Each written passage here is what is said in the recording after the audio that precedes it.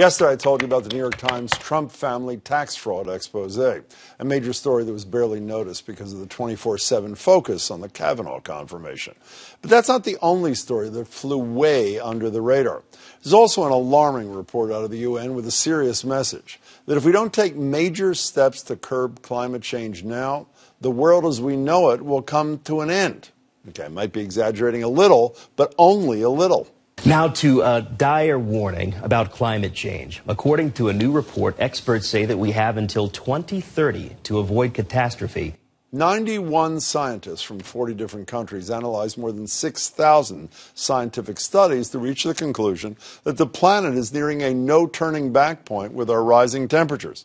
According to the report, if we don't cut greenhouse gases by close to half by 2030, that's just 11 years from now, and down to zero by 2050, we're in store for worsening food and water shortages, more serious extreme weather like wildfires and hurricanes, and the complete extinction of the ocean's coral reefs. And very soon, there will be nothing we can do to stop any of it. I know. We've heard 1,000,001 stories about the dangers of climate change, but this isn't just any climate warning. It's an urgent call for action, because the consequences of failing to act aren't that far off anymore.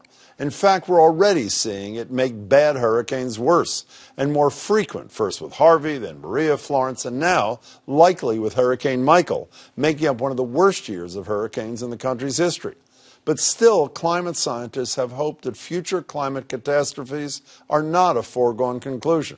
It's just not going to be easy, as New York Times reporter Somini Sengupta explains. It's an issue of political will, and can we do it rather than do we know how to do it?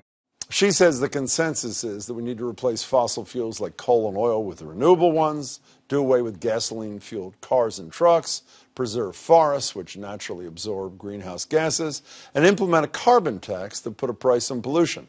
But for the leader of one of the world's worst polluting nations, finding that political will, Sengupta mentioned, might be a bit of a problem. I want to look at who drew it, which group drew it, because I can give you reports that are fabulous, and I can give you reports that aren't so good. Yeah, and he'll give us those reports on the same day OJ gives us the real killers.